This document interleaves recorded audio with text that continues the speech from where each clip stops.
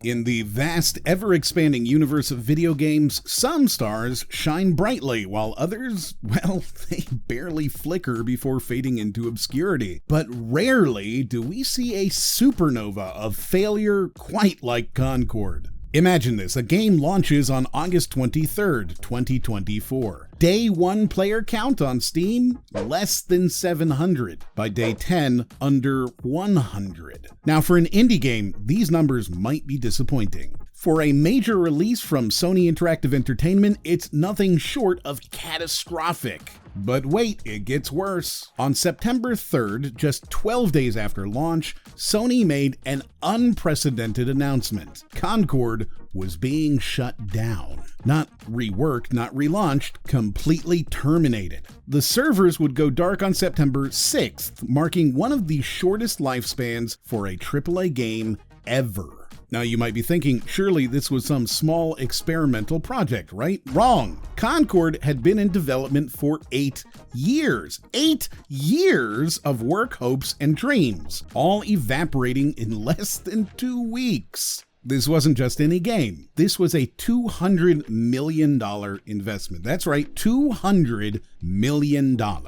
To put that in perspective, that's more than the budget of blockbuster movies like Avengers: Infinity War or Pirates of the Caribbean at World's End. How does something like this happen? How does a game with such a massive budget, developed over nearly a decade, fail so spectacularly? To understand this, we need to zoom out and look at the bigger picture. Launching a new IP in today's gaming market is like trying to plant a sapling in a dense forest. The industry is crowded, fiercely competitive, and dominated by established franchises and genres. Every year, thousands of games vie for players' attention and wallets. Standing out isn't just difficult, it's a Herculean task. But Concord's failure goes beyond just bad timing or tough competition. My name is Moriarty, and my YouTube channel is really cool, and as we'll explore in this video, Concord's downfall was the result of not 1, not 2, but 10 critical mistakes. 10 fatal flaws that doomed this game before it even hit the market. From market myopia to budget bloat, from character crises to pricing perils, each of these flaws contributed to Concord's rapid demise. A cautionary tale of what happens when ambition outpaces reality. We're about to dissect one of the most spectacular failures in gaming history.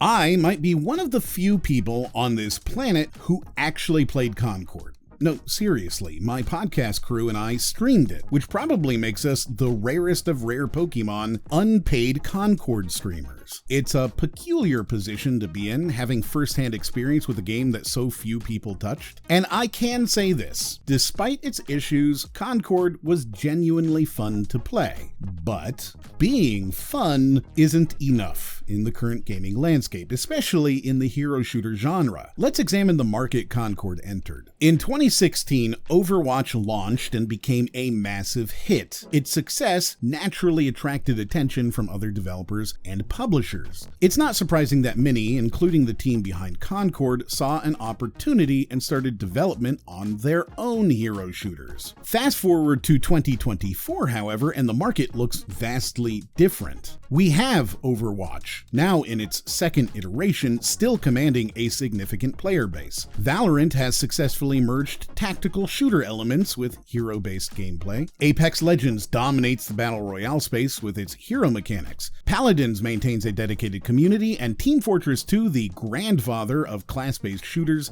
still has a loyal following. Into this crowded space, Concord made its entrance. The results speak for themselves. The problem with trend chasing in game development is the time lag. Concord began development right after Overwatch's success, but it took 8 years to release. In that time, the market evolved, player expectations shifted, and the space became increasingly competitive. What Concord critically lacked was a unique selling point. In a saturated market, being good isn't enough. You need to be revolutionary. You need to offer something players can't get anywhere else. Concord, despite being enjoyable to play, didn't bring anything new to the table. This leads us to the growing importance of differentiation in game development. When a market is oversaturated, standing out becomes crucial. Players and critics alike tend to be harsh on new entries that feel derivative, often dismissing them before even giving them a chance. That's exactly what happened with Concord. The gaming community's reaction was swift and brutal. There was an almost reflexive rejection of another hero shooter, without much consideration of any potential merits. And herein lies our first fatal flaw: market myopia. Concord's developers failed to recognize the extent of market saturation and didn't offer a unique value proposition to differentiate their game from established competitors. They created a solid game, yes, but one that arrived years too late and without a compelling reason for players to choose it over their existing favorites. In the fast-paced world of video game development, time is often the most precious and unforgiving resource. This is why we have the concept of crunch. But for Concord, time became a trap, one that would ultimately contribute significantly to its downfall. Concord's development journey began in 2016, riding the wave of excitement generated by Overwatch's successful launch. Fast forward to 2024, and Concord finally saw the light of day. 8 years. In that time, you could have watched the entire Marvel Cinematic Universe twice. But why did it take so long? Let's break down the timeline and examine some key decision points. 2016, development begins, likely with high hopes and ambitious plans. And then 2018. By this point, the hero shooter market was already showing signs of saturation. Team Fortress 2, Monday Night Combat, Gotham City Imposters, Loadout, Overwatch, Paladins, Lawbreakers, Gigantic, Quake Champions, Battleborn, Dirty Bomb. This would have been a crucial moment to reassess the project's direction. 2020, the COVID-19 pandemic hits, undoubtedly causing disruptions and delays, and providing a moment of reflection. 2022, Sony acquires Firewalk Studios, potentially introducing new pressures and expectations. At this point, it's fair and realistic to assume that Sony would have seriously considered whether paying tens of millions of dollars for a studio producing a game that was outdated 6 years ago was a good use of their time and money. And then 2024, Concord finally launches and promptly flatlines. Each of these points represented an opportunity to course correct, to reassess the market and the game's place in it. But for reasons we can only speculate about, development trudged on. At least with games like Skull and Bones, we look at them and say, yeah, that's going to be a failure, but it's paid for by the government of Singapore, so it makes sense why they forced the game to market. However, with Concord, was it just sunk cost? Or did they truly think this was going to be a hit? Concord isn't alone in its prolonged development saga. Duke Nukem Forever, 15 years in development, released to poor reception. Cyberpunk 2077, 9 years, launched with numerous issues despite massive hype. Anthem, 7 years, failed to meet expectations and was eventually abandoned. Star Citizen, in development since 2011, still not fully released. What do these games have in common? They all suffer from a phenomenon known as scope creep, where the project's ambitions grow beyond its initial goals, leading to delays and often disappointment. But Concord's situation is unique. Unlike these other games, which at least generated significant hype during their development, Concord remained largely under the radar. When it finally emerged, it felt less like a much anticipated release and more like a relic from a bygone era. There were no clamoring crowds demanding information and pre-ordering at GameStop. This game could have been canceled at any time and no one would have even known about it. But they chose, time and time again, to keep moving forward. The impact of such an extended development cycle on Concord was profound. Market misalignment. The hero shooter landscape of 2024 was vastly different from 2016. What might have been innovative in 2016 was now passé. Technological stagnation, game development tools and techniques evolved rapidly over those 8 years. Concord felt outdated on arrival. Ballooning costs. 8 years of development isn't cheap. This likely put immense pressure on the game to perform commercially. This is further evidenced by Sony including Concord in the upcoming Secret Levels TV show, which, let's face it, should not include this unknown IP. Team burnout, maintaining enthusiasm and creative energy over such a long period is challenging, affecting the final product's quality, and of course, loss of narrative control. In the absence of official information, speculation and skepticism fills the void, harming the game's reception even before it launched. The fatal flaw here is allowing development to drag on for so long that the final product no longer aligned with current market trends and player expectations. In game development, timing isn't just important, it's everything. Sometimes the bravest decision isn't to keep moving forward, but to know when to pivot or even cut your losses. But for Concord, time became the trap from which it could not escape. In the world of video game development, budgets have been ballooning for years. But even in this era of sky-high costs, Concord's reported $200 million price tag raises eyebrows. So let's dive into this $200 million question and see where all that money went. First, let's consider how this budget compares to other games in the industry. Successful titles like Grand Theft Auto 5 and Red Dead Redemption 2 had budgets in the $250 to $300 million range, but these are massive open-world games with years of content. On the other hand, Overwatch, the game that inspired Concord, had a reported budget of around $100 million, and that was over a 5-year development. Even Destiny, another shooter with RPG elements that the industry talks about as being a development that was over budget, cost about $140 million to develop. So why did Concord, a hero shooter, cost so much? The answer lies in how that money was allocated. First, some unknown amount of money went into the pockets of the original owners when Firewalk Studios was sold to Sony. The time and budget of the first 5 to 6 years of development was calculated, and Firewalk received some amount of money in a purchase, estimated between $50 and $100 million by various sources. We don't know exactly and probably never will. Then Sony took over, and a significant portion of Concord's budget went into high-quality motion-captured cinematics. Now don't get me wrong, these cutscenes were impressive, but Concord is a PvP shooter. Players aren't here for an epic narrative experience. They're here to compete. It's like building a race car with a state-of-the-art stereo system. Impressive, but not what's going to win you the race. This focus on cinematics reflects a broader industry trend of rising development costs. As technology advances, players expect higher fidelity graphics, more detailed worlds, and smoother animations. But it's crucial to consider the return on investment. In a multiplayer-focused game,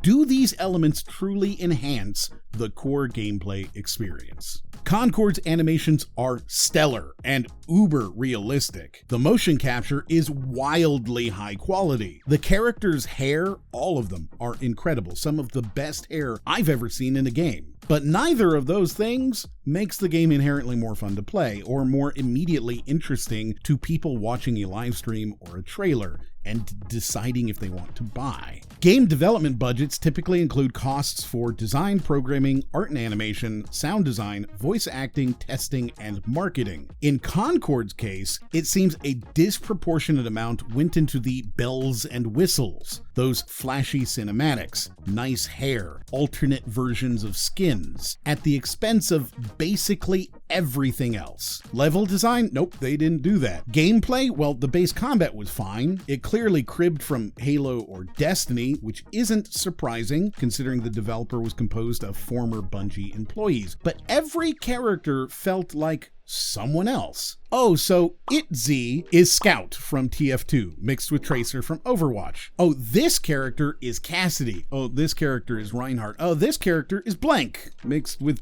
Blank. There's no originality. And they had the budget to do more and didn't. This misallocation becomes even more apparent when we consider failed games with similar budgets. Take Anthem, for instance. With a budget rumored to be around $200 million, it suffered from a lack of compelling gameplay loops and endgame content despite its impressive visuals. The lesson? Throwing money at a game doesn't guarantee its success, especially if that money isn't focused on what really matters to players. Now, I'm not saying cinematics and story elements don't have a place in multiplayer games. Look at Overwatch's character shorts or Apex Legends' evolving narrative, but these are supplementary, not the main course. They enhance the game's world and characters without detracting from the core gameplay experience. The fatal flaw here is clear. Concord misallocated its resources, investing heavily in non-essential features while failing to adequately develop the core gameplay elements that could have set it apart in a crowded market. It's like they were so focused on making a beautiful frame that they forgot about the picture itself. This budgetary misstep reflects the assumption that bigger always means better, but in reality, some of the most successful games in recent years, think Among Us, Lethal Company, or Valheim,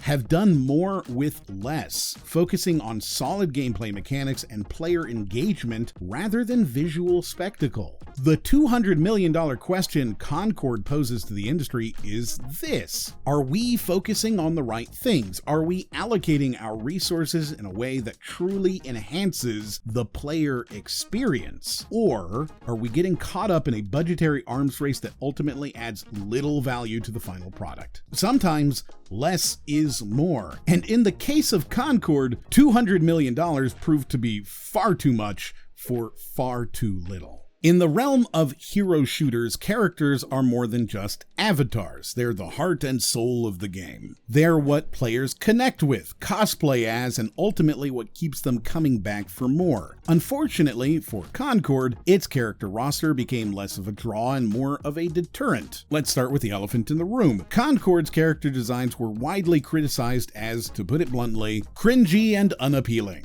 But what exactly went wrong? Concord attempted to channel 70s sci-fi aesthetics, drawing inspiration from an era that predates most of its target audience. While nostalgia can be a powerful tool when used correctly, it needs to resonate with your players. The problem is, for many of Concord's potential players, the 70s aren't nostalgic. They're ancient history. This disconnect becomes even more apparent when we compare Concord's roster to successful character designs in the genre. Take Overwatch, for instance. Its diverse cast spans a wide range of archetypes, from the cowboy Cassidy to the guerrilla scientist Winston, each with a distinct personality and visual flair. Or consider Apex Legends, where characters like the wisecracking Mirage or the mysterious Wraith have become fan favorites due to their unique personalities and backstories. What these successful games understand is that character design in hero shooters isn't just about looks. It's about creating personalities that players can connect with. Each character needs to feel unique, with their own motivations, quirks, and playstyles. Concord's characters, in comparison, felt generic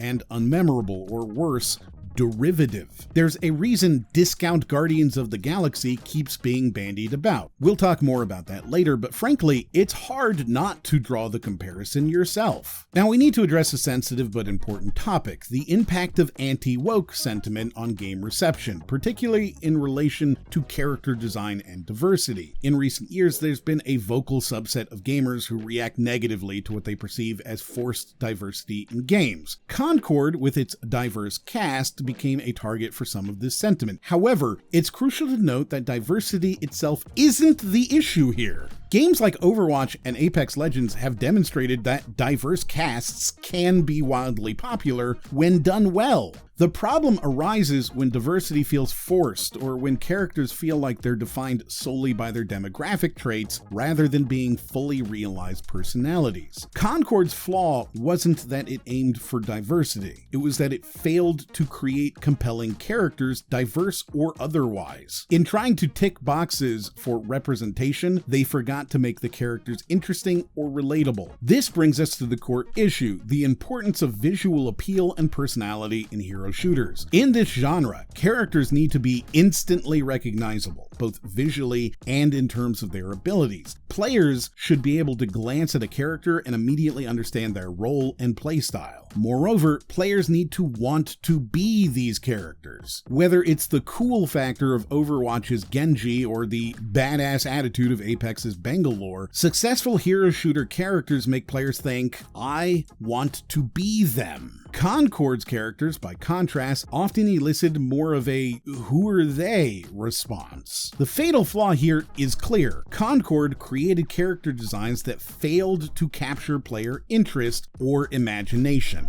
a critical misstep in a genre where character appeal is paramount. They mistook dated aesthetics for nostalgic appeal and diversity for personality, resulting in a cast that felt both out of touch and underdeveloped. In hero shooters, your characters are your game. They need to be characters that players can love, relate to, and want to embody. In the end, Concord's character crisis wasn't just about unappealing designs, it was about fundamental misunderstanding of what makes hero shooter characters work. And in a genre where heroes are everything, that's a flaw that no amount of gameplay polish can overcome. Concord entered a market dominated by free-to-play shooters. Games like Fortnite, Apex Legends, and Valorant had set a precedent. You could jump in and start playing without spending a dime. This model had become so prevalent that, for many players, especially in the competitive multiplayer space, it was the expected norm. So when Concord arrived with its $40 price tag, it immediately faced an uphill battle. In a world where players can try multiple games for free before deciding where to invest their time and money, asking for an upfront payment is a big ask. It's like setting up a lemonade stand next to another stand with free samples. You better have some extraordinary lemonade. Now, it's important to note that a $40 price point isn't inherently a death sentence. Look at Helldivers 2, for example. Released around the same time as Concord and also by Sony, it was also priced at $40 and became a runaway success. So what was the difference? Helldivers 2 offered a unique cooperative experience that wasn't readily available elsewhere. It filled a niche and provided clear value for its price tag. Concord, on the other hand, was entering an already saturated market with a product that, while solid, didn't offer anything revolutionary to justify its cost. Concord's developers tried to sweeten the deal by promising free content updates and minimal microtransactions. In theory, this sounds player-friendly. In fact, it's one of the most user-friendly moves from a AAA developer in a long time. Buy it once, get everything forever. However, in practice, it failed to address the core issue, the initial barrier to entry. In the free-to-play model, players can try the game, fall in love with it, and then choose to spend money. Concord was asking players to commit before they'd had a chance to see if they even liked the game. This miscalculation became painfully clear when player numbers failed to materialize. In a genre where a healthy player base is crucial for matchmaking and community building, Concord's pricing strategy effectively kneecapped its chances right out of the gate. The situation became so dire that Sony, in an unprecedented move, decided to offer refunds to all customers. This decision, while commendable in its consumer friendliness, was essentially an admission of failure. It was saying, we recognize that we asked too much too soon. So what's the fatal flaw here? It's not just about the $40 price tag. It's about misreading the market's pricing expectations and failing to adapt to the free-to-play model that dominates the hero shooter genre. Concord's pricing strategy showed a fundamental misunderstanding of how players engage with multiplayer games in today's market. This isn't to say that the free-to-play model is the only viable option, but when you're entering a space dominated by free-to-play titles, your paid game needs to offer clear, immediate value. It needs to convince players that it's worth paying for up front, rather than spending their time and potentially money on established free alternatives. I said it day one. This game should have been free to play with a rotating cast of heroes that you could buy individually for a few dollars, and then a one-time $40 get-it-all pass. That would be consumer friendly and fit user expectations. In the game industry, and particularly in multiplayer genres, pricing isn't just about covering costs or maximizing profits. It's about aligning with player expectations and lowering barriers to entry. 40 wasn't just a number, it was a barrier, a miscalculation, and ultimately a significant contributor to Concord's rapid demise. Your pricing strategy needs to be as carefully crafted as your game itself, because sometimes the difference between success and failure can be as simple as the existence of a price tag. Concord's marketing approach can best be described as minimal and last minute. The first official trailer for the game was released just 2 months before launch. In an industry where hype trains often leave the station years in advance, this was akin to showing up at the platform as the train is pulling away. This late start led to a severe lack of awareness among potential players. In a market saturated with hero shooters, Concord needed to give players a reason to care, to be excited, to mark their calendars. Instead, it arrived with all of the fanfare of a library book being reshelved. Crucially, Concord failed to build a community pre-launch through dev diaries, character reveals, or lore drops. These missed opportunities denied the game a chance to create organic buzz and anticipation. A year-long campaign with regular teasers could have built the kind of excitement that drives day one engagement. Let's talk about the role of social media in shaping game narratives, both pre- and post-launch. In today's landscape, the conversation about a game often begins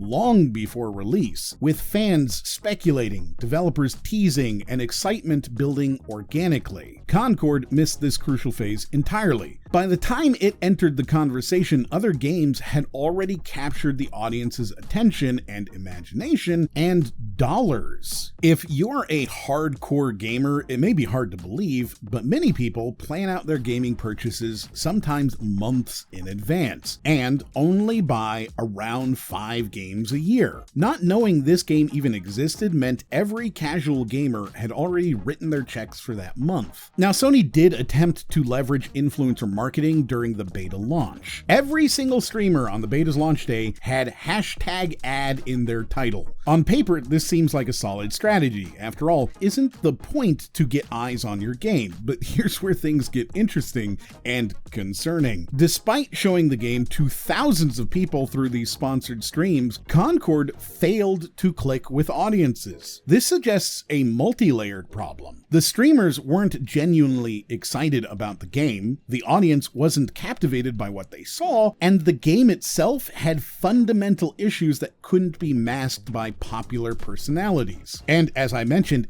every single stream had #ad on it, meaning no one was organically streaming this either. So it was clear to broadcasters and audiences that this game had some significant problems. An alternative approach could have been partnering with established streamers for exclusive early access, potentially generating more organic hype. Moreover, the marketing never clearly communicated why players should choose Concord over established titles in the genre, failing to highlight any unique selling points. This raises a crucial question. Why did Sony push through this clear lack of interest? The warning signs were there. The lack of organic excitement, the tepid response to sponsored content, these were red flags that should have prompted a serious reevaluation. Yet Sony forged ahead, seemingly ignoring these clear indicators of impending failure. Let's compare this to some successful game marketing campaigns. Take Apex Legends, for example. It came out of nowhere with a surprise launch. Also, no marketing, just released cold into the world. But it was backed by a coordinated influencer campaign where streamers genuinely enjoyed the game. Or look at Valorant's closed beta, which created massive hype through limited access and Twitch drops. Or even more recently, the insane success of Valve's Deadlock, gathering almost 200,000 players while still being in limited testing and with no streaming allowed until recently. These successful campaigns share common elements. They generate genuine excitement, leverage community engagement, and most importantly, they give players a clear reason to be interested in the game.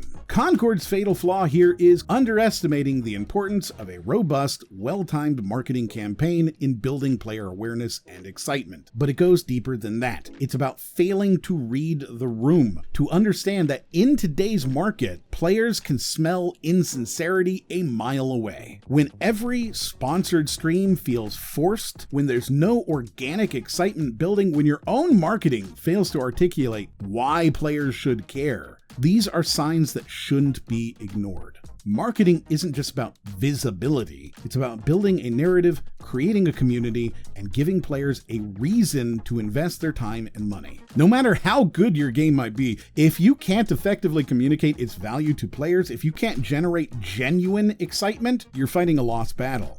It's about orchestrating a symphony of excitement, engagement, and anticipation. And in that respect, Concord's marketing strategy hit all the wrong notes. Firewalk Studios, the team behind Concord, wasn't just any new studio. It was founded by veterans from Bungie, the creators of Halo and Destiny. These were developers with a track record of creating genre-defining shooters. On paper, this should have been a recipe for success. Instead, it became a cautionary tale about the dangers of relying too heavily on past glories and industry reputation. The pressures of living up to Bungie's legacy was immense from the start. Fans and industry watchers alike expected nothing short of revolutionary from this team. This expectation created a weight that seemed to crush creativity rather than inspire it. Every decision, every design choice was made in the shadow of past successes. The studio's journey took an even more promising and pressure-filled turn in April 2023 when Sony acquired Firewalk,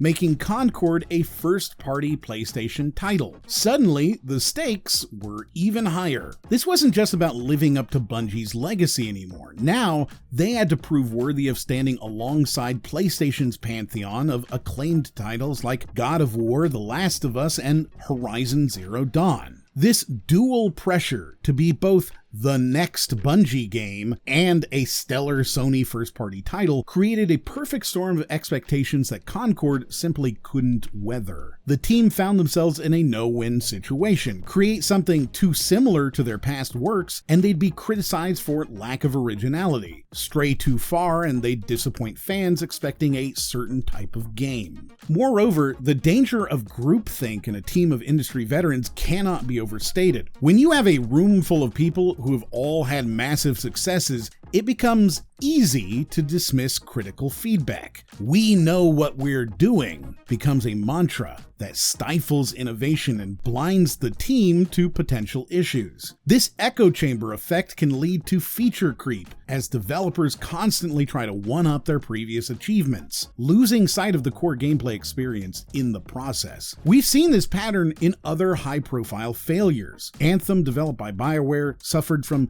similar issues of reputation-induced pressure and groupthink. Cyberpunk 2077's rocky launch showed how even CD Projekt Red, riding high on the success of the Witcher series, could stumble when expectations outpaced reality. In Concord's case, we see a game that neither capitalized on its developers' experience with successful shooters like Destiny, nor fully embraced the polish and innovation expected of a Sony first-party title. It landed in a middle ground, bearing the weight of these reputations without delivering on their promise. This fatal flaw serves as a stark reminder that in game development, past success is no guarantee of future performance. Each project is its own beast, with its own challenges and requirements. A strong pedigree should be a foundation to build upon, not a crutch to lean on. And the lesson here is clear. Studios need to find a balance between leveraging their experience and remaining open to fresh ideas and critical feedback. They need to be willing to challenge their own assumptions and resist the temptation to rest on their laurels. Because in the end, players don't care about the names behind a game nearly as much as they care about the experience of playing it. And no amount of industry clout can make up for a game that fails to engage its audience. In the world of live service games, player engagement is paramount. A game can have stunning graphics, a massive budget, and a star-studded development team, but if it can't get players through the door and keep them coming back, it's dead in the water. This is the quagmire Concord found itself in, and it's a textbook case of player paralysis. Let's start with the canary in the coal mine, Concord's free beta. In an era where free betas for anticipated games can draw hundreds of thousands or even millions of of players, Concord's beta attracted a mere 2,300. This isn't just a red flag, it's a flashing neon sign screaming danger ahead. To put this in perspective, when Valorant's closed beta launched, it broke Twitch records with 1.7 million concurrent viewers. Overwatch 2's beta saw over 1.5 million concurrent players. Even lesser known titles can pull tens of thousands into a free beta, so what happened with Concord? This abysmal turnout was a clear indicator that Concord had failed to create buzz, failed to intrigue players, and most critically, failed to offer something that players couldn't get elsewhere. In a market where player time is the most valuable currency, Concord simply didn't make a compelling case for why it deserved that investment. But the problems didn't stop at attraction. Retention was an equally significant issue. Of those few thousand who did try the beta, how many stuck around? How many were excited to play the full release? The launch numbers suggest very few, indicating that even among those who gave it a chance, Concord failed to create a compelling gameplay loop that would keep them coming back. My own reaction was, yeah, that's not worth $40. This speaks to a fundamental flaw in Concord's design, a lack of stickiness. Successful games in this genre have that je ne sais quoi that keeps players logging in day after day. Whether it's Overwatch's varied heroes and playstyles, Apex Legends' smooth gameplay and frequent updates, or Valorant's competitive depth, these games give players a reason to make them part of their daily routine. Concord, by contrast, seemed to offer, well, not much. No revolutionary gameplay mechanics, no irresistible progression system, no vibrant community to be a part of. Its crew bonus was something sort of unique, but it was impossible to truly understand and ultimately only effective in the least played game mode out of 6 game modes. It was a competent shooter, but in a market this competitive, competent isn't enough. You need to be exceptional. We also can't ignore the competitive landscape Concord launched into. Black Myth Wukong was generating massive buzz with its stunning visuals and unique setting. Valve's Deadlock, despite being invite-only, was drawing significant attention due to Valve's pedigree and the promise of innovation in the space. In this environment, Concord needed to shout to be heard. Instead, it barely whispered. This competition underscores another crucial aspect of player engagement: opportunity cost. Every hour a player spends in your game is an hour they're not spending in another game. When faced with the choice between a new, unproven title and established games they already enjoy or hyped upcoming releases, players need a compelling reason to choose your game. You have to convince someone not to play another round of Fortnite. Concord failed to provide that reason. The fatal flaw here is failing to create a compelling gameplay loop that would attract and retain players in a highly competitive market. It's a failure to understand what players in the genre are looking for, failing to offer something unique or exciting, and failing to create a community that players want to be a part of. This player paralysis is a death sentence for any game, but especially for a multiplayer title that relies on a healthy player base to function. Without players, matchmaking becomes impossible, the community dies before it can form, and the game enters a death spiral it did not recover from. It's all about the players. You can have the biggest budget, the most impressive pedigree, the flashiest graphics, but if you can't give players a reason to play your game and keep playing it, none of that matters. Players are constantly on the lookout for the next big thing, the game that will offer them experiences they've never had before. Innovation is the lifeblood of success in the gaming industry. Unfortunately, for Concord, its well of creativity ran dry long before it reached players' hands. Concord's minute-to-minute gameplay felt overwhelmingly derivative, but it's not just about the surface-level similarities to other games. The real issue lies in the missed opportunities for genuine innovation. In a market already saturated with hero shooters, Concord needed to bring something truly new to the table. Instead, it served up a reheated meal of ideas we'd seen before, and in many cases, executed better elsewhere. Let's talk about what could have been. Concord's sci-fi setting offered a perfect backdrop for groundbreaking mechanics. Imagine if they had implemented a gravity manipulation system, allowing players to alter the battlefield in real time, like Lawbreakers. Or what if they had introduced a dynamic environment that evolved based on player actions throughout the match, like EA's Levolution, but good. These are the kinds of reinventions that could have set Concord apart, and they wouldn't have even had to come up with something brand new. And if they'd wanted to, well, the sky was the limit. The game's crew bonus system, which provided different perks based on team composition, had potential. But instead of pushing this idea to its limits, creating complex synergies that could fundamentally change playstyles, it felt like a half-hearted attempt at differentiation. What if these bonuses had been more impactful, forcing players to make meaningful strategic choices about team composition? Never mind the fact that to understand the system required reading 3 different tutorial entries, and even then was still confusing. It felt like a feature literally designed to give tutorial YouTubers something to explain to you. Concord's lack of innovation extended to its overall structure and systems. In an era where games are constantly pushing boundaries with new progression systems, novel multiplayer modes, or a unique integration of narrative and gameplay, Concord played it safe.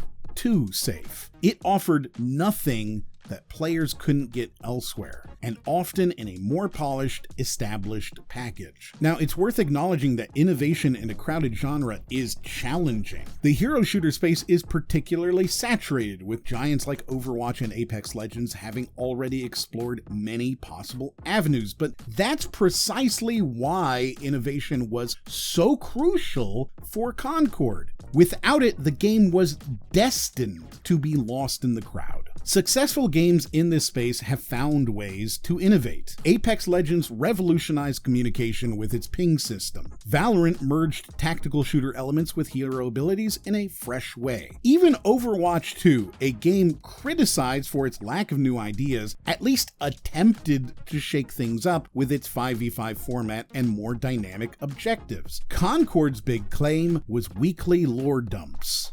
Yet the amount of lore and world building in Concord is puzzling for a purely multiplayer game. It felt like a missed opportunity to innovate. They could have pioneered a new approach, blending rich storytelling with competitive gameplay. Instead, we're left with a wealth of backstory that serves little purpose in the actual game, unless there was a secret single-player component that was planned and then dumped. This disconnect between Concord's narrative ambitions and its gameplay reality is yet another example of its failure to truly innovate in a crowded hero shooter space. Concord's fatal flaw here is clear: a failure to take risks and push the boundaries of the genre. Yes, there's comfort in the familiar.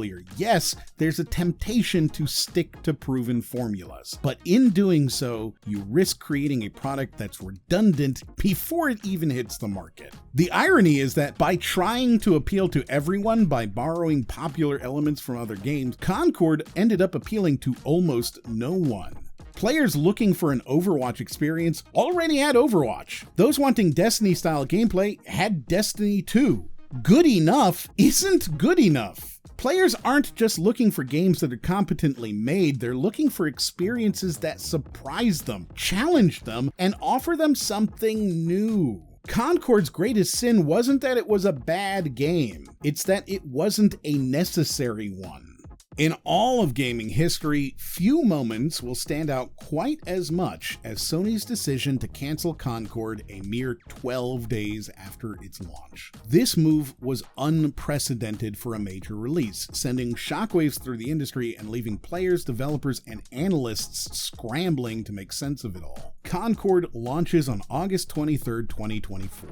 By September 3rd, Sony announced its cancellation, with servers set to go dark on September 6th. In less time than it takes most people to decide if they like a new TV show, Sony pulled the plug on a project that had been in development for 8 years and reportedly cost $200 million.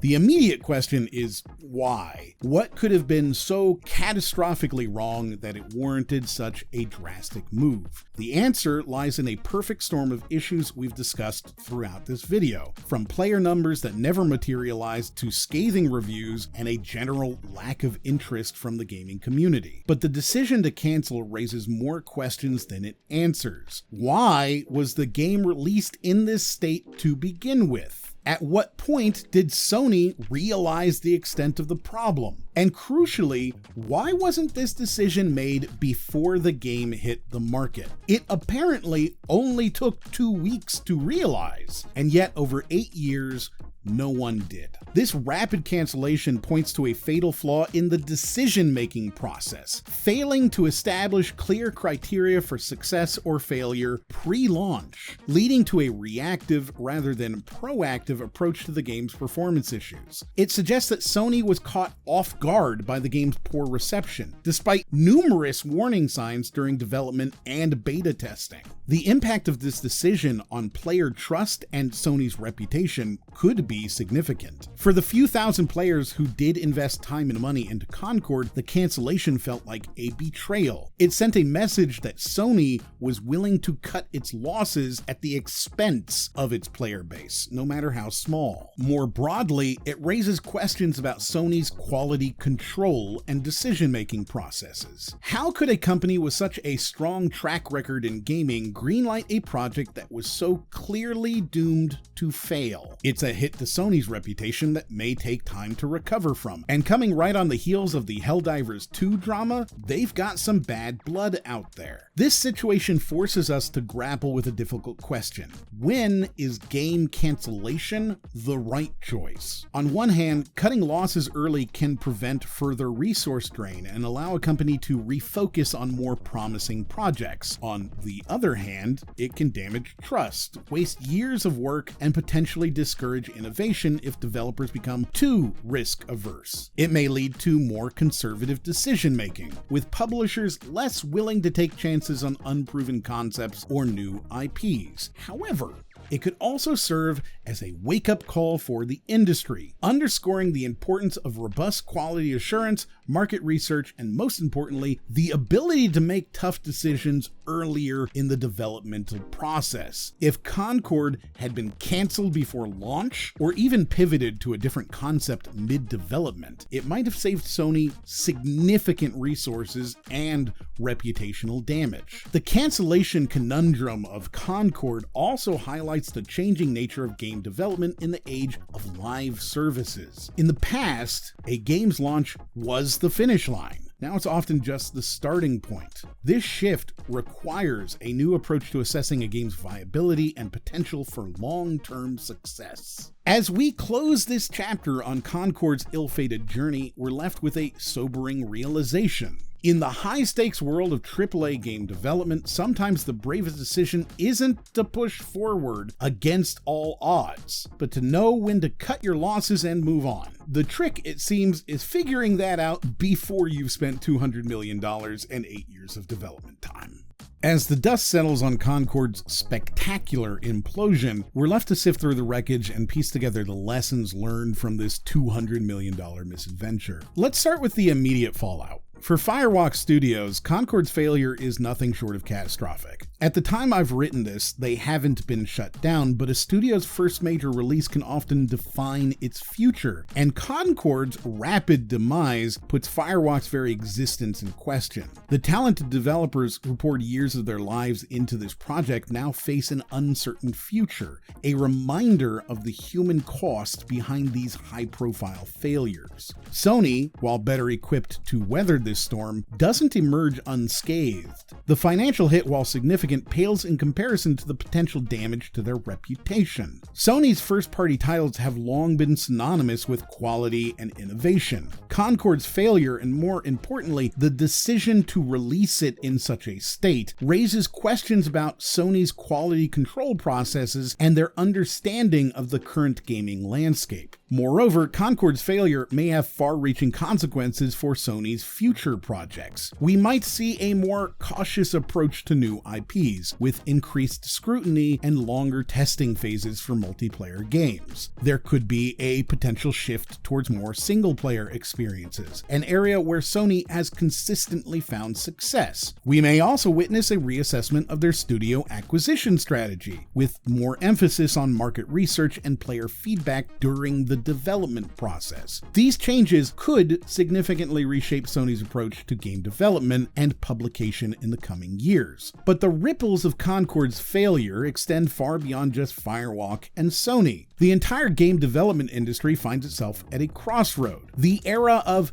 too big to fail seems to be over, replaced by a market where even the biggest names and budgets can't guarantee success. This realization is likely to reshape strategies across the board. We may see a trend towards more conservative development approaches. Publishers might become more risk-averse, less willing to greenlight ambitious new IPs without extensive market research and player feedback. The age of throwing hundreds of millions at a project and hoping for the best appears to be drawing to a close. In conjunction with Kill the Justice League, Skull and Bones, the Borderlands movie, Gollum, and other high-profile failures in 2024, Concord might just be the final nail. This shift underscores the critical role of player feedback and market research in modern game development. Concord's failure wasn't just a failure of execution, but a failure to understand and respond to player desires and market trends. Future projects will likely involve players much earlier in the development process, using extensive beta testing and community feedback to shape games from the ground up. However, it's crucial that this increased caution doesn't stifle innovation. The lessons of Concord shouldn't be, don't try new things, but rather, try new things smartly. Everything Concord did that was fresh, I kind of liked. It was the failure to full send that made it feel so bad. Maybe we see a rise in smaller scale projects used to test concepts before committing to full-scale development. The industry might pivot towards a more iterative approach where games start small and grow based on player reception. The long-term effects of high-profile failures like Concord on studio and publisher strategies could be profound. We might see a restructuring of how big-budget games are developed and funded. The traditional model of spending years in secretive development before a big reveal might give way to more transparent, community-involved processes. Publishers might diversify their portfolios, balancing risky, innovative projects with safer, more established franchises. Looking ahead, the future of big-budget game development is likely to be one of increased scrutiny and accountability. Stakeholders at every level, from investors to players, will demand clearer roadmaps, more frequent updates, and tangible evidence of a game's potential before committing their resources or attention. But amidst these challenges lie opportunities. The industry now has a chance to reassess its priorities, to refocus on what truly matters, creating compelling experiences that resonate with players. The fall of Concord serves as a reminder that no amount of money or star power can replace genuine innovation, player engagement, and solid game design. As we close the book on Concord, let its legacy be not just one of failure, but of learning. Let it remind us that in the world of game development, hubris is the enemy of success. Communication is key, and the player must always come first. Instead of being merely an albatross, let it inspire a new generation of developers to dream big, but plan smart. In the end, Concord's greatest contribution to the gaming world may not be as a game, but as a lesson. A $200 million lesson in what not to do, yes, but also a roadmap for building a more sustainable, player-focused future for game development. The game industry will move on from Concord, as it always does, but if we learn from its mistakes, perhaps we can build a future where such catastrophic failures become the exception, not an increasingly common rule. Here's to hoping that the next time we gather for a postmortem, it's to celebrate a success born from the hard-earned lessons of today. Thank you to my patrons, and I'll see you on the next one.